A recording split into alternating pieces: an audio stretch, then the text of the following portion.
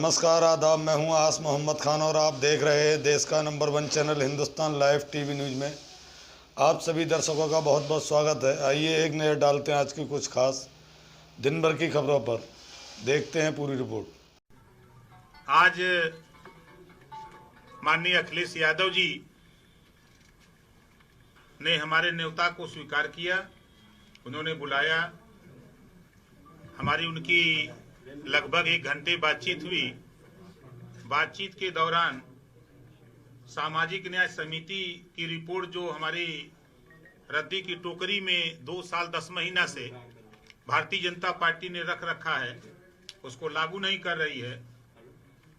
जातिवार जनगणना कराने से भाग रही है। गरीब कमजोर लोगों को निःशुल्क इलाज दिलाने के लिए भाग रही है। घरेलू बिजली का बिल माफ करने के लिए भाग रही है। प्रदेश में हिंदू मुसलमान, भारत पाकिस्तान नफरत की जो राजनीति कर रही है,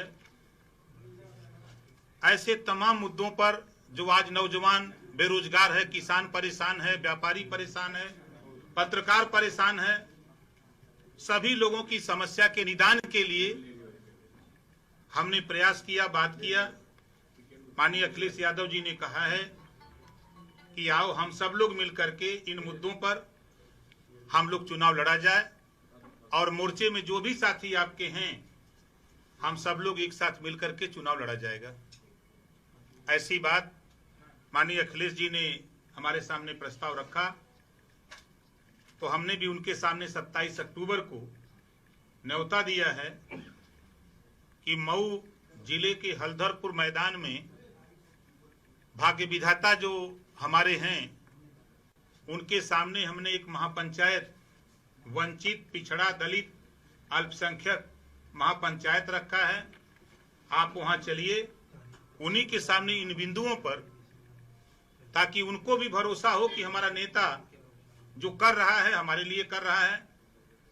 हम कमरे में नहीं, हम जनता के बीच में फैसला देने के लिए आज उनको न्योता दिए हैं। कुछ और तय हुआ आपके बीच में? कितनी सीटों पर लड़ेंगे आप या समाजवादी पार्टी के लोग?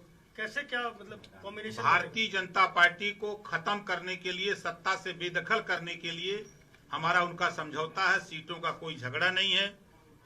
हम लोग मिलकर के 27 अक्टूबर के बाद हम लोग आएंगे, फिर बैठ करके सीटों का समझौता हम लोग बातचीत तय कर लेंगे। डिमांड की जो अलग-अलग जो आपने कुछ डिमांड की, कितनी सीटें आपको चाहिए? देखिए, मोर्चे में फिर मैं कह रहा हूं, भागीदारी संकल्प मोर्चा में सीटों का विवाद नहीं है। प्रदेश में अमन चैन कायम करने के लिए, हिंदू मुसलमान की हो रही राजनीति को समाप्त करने के लिए, सामाजिक न्याय समिति की रिपोर्ट लागू करने के लिए, घरेलू बिजली का बिल माफ करने के लिए, गरीबों का इलाज निःशुल्क कराने के लिए हमने ये शर्तें उनके सामने रखा है। हमने सीट की कोई बात नहीं किया है। भागीदारी संकल्प मोर्चा समाजवादी पार्टी के साथ जुड़ रहा है या ओम प्रकाश राजभर की पार्टी, सुहेलदेव समाज पार्टी? 27 अक्टूबर को आप लोगों को भी मैं निमंत्रण दे रहा हूं। मऊ के हल्दरपुर मैदान में आपको सब दिखेगा। जो भ्रम आप लोगों के दिमाग में गूंज रहा है वो सब दूर हो जाएगा 27 तारीख को। आज 8 महीने से आप लोग भी यही कहते थे कि राजभर किधर, तो आज राजभर ने बता दिया कि हम किधर। ओवैसी रहेंगे साथ में? ओवैसी की सहमति है?